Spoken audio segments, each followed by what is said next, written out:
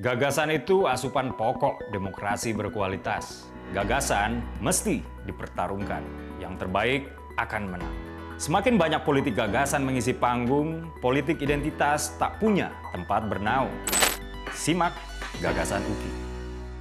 Assalamualaikum warahmatullahi wabarakatuh. Salam sejahtera untuk kita semua. Om Swastiastu, Namo Buddhaya, salam kebajikan.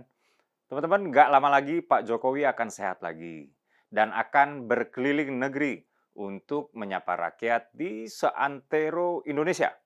Buat sebagian orang Indonesia dan terutama buat saya tentunya, itu adalah sebuah kabar baik.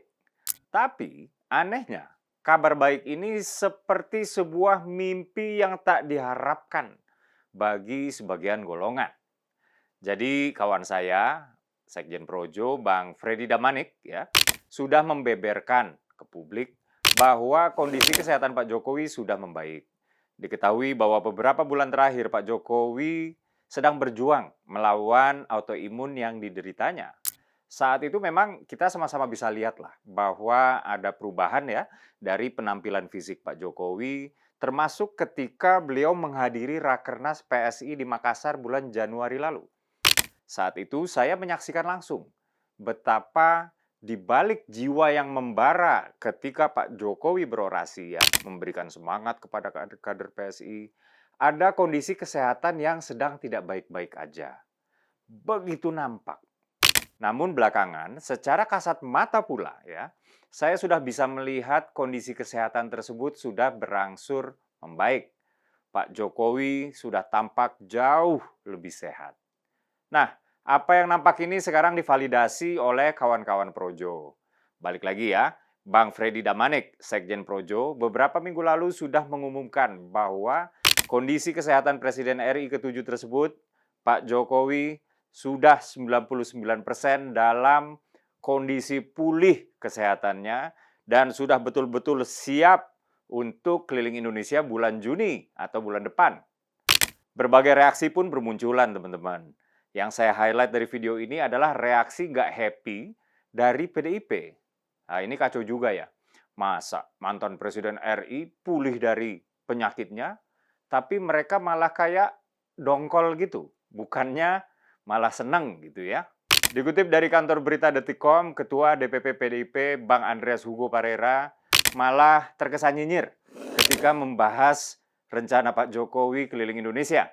Bang Andreas bilang sebaiknya kunjungan Pak Jokowi ke NTT sebagai kunjungan awal dari serangkaian ya, itu untuk menjelaskan perihal ijazah aja, bukan terkait politik. Dia bilang, di NTT banyak orang bertanya, apakah ijazah Jokowi asli atau palsu? Apakah kunjungan Jokowi tersebut untuk menunjukkan ijazahnya? Kata Bang Andreas. Politisi PDIP yang lain, Pak Hendrawan Supratikno, beliau merasa bahwa banyak pihak menilai rencana Pak Jokowi keliling Indonesia adalah genderang kompetisi. Wah, Pak Hendrawan menganggap bahwa niat baik Pak Jokowi untuk menyapa rakyat Indonesia yang selama ini juga toh berbondong-bondong kok tiap hari ke rumahnya, walaupun hanya untuk sekedar berfoto gitu ya, itu adalah sebuah kerja-kerja elektoral demi PSI, seolah ada upaya curi start.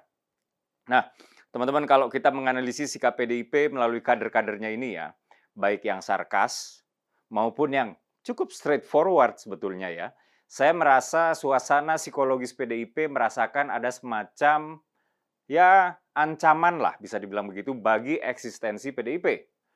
Pertama, kita sama-sama tahu ya bahwa Pak Jokowi adalah ex-kader PDIP yang selalu berhasil memenangkan kontes elektoral. Di Solo, beliau menang 2 kali. Di Jakarta, beliau menang sekali. Lalu Pilpres, menang juga 2 kali. 100% win rate. Dan itu dilakukannya bersama PDIP. Belakangan dukungannya terhadap pasangan Prabowo Gibran juga dinilai oleh banyak kalangan sebagai salah satu penentu kemenangan paslon 02 tersebut pada Pilpres 2024 lalu. Ada yang bilang Pak Jokowi berkuasa karena PDIP. Tapi banyak juga loh yang bilang PDIP alami kenaikan dan memuncaki jagat pemilu nasional karena Jokowi efek. Tanpa Pak Jokowi, jago PDIP justru kalah. tanpa Pak Jokowi, suara PDIP merosot lumayan tajam, walaupun tetap yang tertinggi. Tapi bukan itu permasalahannya. Saya nggak mau memperdebatkan siapa yang menaikkan siapa. Buat saya, PDIP dan Pak Jokowi saat itu saling angkat ya pada zamannya. Justru karena itu, pendukung PDIP dan pendukung Pak Jokowi itu banyak beririsan. Singkatnya, banyak pendukung Pak Jokowi itu adalah pendukung PDIP dan juga sebaliknya, ya. Pertanyaannya kemudian, kalau Pak Jokowi berkeliling Indonesia sambil menunjukkan simbol-simbol bahwa beliau bukan lagi banteng, bahwa beliau kali ini gajah. Nah, kemudian kemana arah dukungan para loyalis yang beririsan tersebut? Akankah tetap menjadi loyalis Pak Jokowi, lalu otomatis mendukung PSI? Ataukah tetap menjadi loyalis PDIP, otomatis kontra Jokowi? Atau justru tetap menjadi loyalis Pak Jokowi, tapi tidak loyal dalam hal pemilihan legislatif? Nah, ini menarik banget untuk ditinjau. Karena kantong-kantong suara kemenangan Pak Jokowi waktu Pilpres 2019 lalu sangat mirip dengan kantong suara PDIP pada Pileg. Tentu memisahkan asosiasi politik antara Pak Jokowi dengan PDIP akan menimbulkan pertanyaan, kemanakah sobekan terbanyak dari irisan tersebut pergi? Akankah Pak Jokowi yang menawarkan PSI, sebut saja begitu ya, ataukah ke PDIP? Yang jelas, untuk meloloskan PSI ke Senayan itu cuma butuh 4%. Atau mungkin 7% ya, tergantung undang-undang pemilu yang sedang dibahas di DPR sekarang. Tapi either one, mau 4% kah? Atau 7% kah? Kalau Pak Jokowi bergabung ke PSI sebagai Ketua Dewan Pembina, ya secara formal tentunya, lalu berkeliling Indonesia membawa nama PSI, tentu saja angka 4% atau bahkan 7%, ini jadinya nggak terlalu muluk-muluk buat PSI. Sementara buat PDIP, saya meyakini bahwa keinginan mereka adalah menahan agar loyalis Pak Jokowi jangan terlalu banyak pergi meninggalkan PDIP. Kalau bisa, tinggalkanlah Pak Jokowi. Tanggalkan loyalitas mereka terhadap Pak Jokowi. Kenapa analisis ini penting? Teman-teman, berbagai survei membuka fakta bahwa di akhir masa jabatannya, kepuasan publik terhadap kinerja Pak Jokowi itu berada di level 80%. Dan fakta ini ya sangat jarang terjadi kalau kita melihat sejarah, baik di Indonesia maupun tingkat dunia sekalipun. Pun ketika setelah setahun tidak menjabat lagi, sebuah rilis dari indikator politik yang dinakodai oleh Prof. Burhanuddin Muhtadi menguak fakta bahwa kepercayaan publik terhadap Pak Jokowi itu tetap tinggi sekali, yaitu di 83%. Ini dengan catatan teman-teman ya, sudah setahun lebih nggak menjabat. Maka wajar bahwa rumah kediaman Presiden RI ke-7 tersebut selalu ramai ya, dikunjungi rakyat dari penjuru negeri. Sampai ada yang bercanda ya, beri nama pagar rumah Pak Jokowi sebagai tembok ratapan, yang mana menurut saya ini nggak lucu sih. Tapi ini gambaran orang terhadap warga yang rela mengantri dan berjejer di depan pagar rumah Pak Jokowi tiap hari. Tingginya kepercayaan publik terhadap Pak Jokowi menandakan telunjuk Pak Jokowi masih ditakuti elit politik, masih dianggap horor oleh oligarki Partai Mapan. Yang mereka coba lakukan kemudian apa? Ya, berhubung bergabungnya Pak Jokowi ke PSI tinggal nunggu waktu diumumkan ya, maka jatuhkan kredibilitas Pak Jokowi. Jadi menurut saya itulah muara dari dua komentar kawan-kawan PDIP ini. Komentar dari Pak Hendrawan Supratikno menegaskan semacam ada rivalitas elektoral ya dengan giat Pak Jokowi berkeliling Indonesia.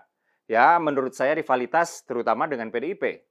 Lalu komentar Bang Andreas yang mencoba menjatuhkan kredibilitas Pak Jokowi dengan isu fitnah ijazah palsu. Klop kan? Akhir kata, pertama-tama saya bersyukur bahwa Pak Jokowi sudah mendekati kondisi pulih, alhamdulillah. Kedua, tentu saja akan ada efek elektoral bagi siapapun yang memiliki afiliasi politik dengan Pak Jokowi dengan aktif kembalinya Pak Jokowi menyapa rakyat. Kali ini sebagai rakyat biasa dari Solo. Tapi nggak semua harus dilihat dari lensa politik kekuasaan, teman-teman. Pak Jokowi itu memang hobinya belusukan kok. Dan Pak Jokowi itu hopeng banget atau temenan banget dengan Pak Prabowo. Pak Prabowo punya gayanya sendiri, Pak Jokowi juga punya gayanya sendiri. Tentu saja setelah mendengar keluh kesah masyarakat, ya Pak Jokowi dapat membantu rakyat untuk disampaikan aspirasinya kepada Presiden Prabowo.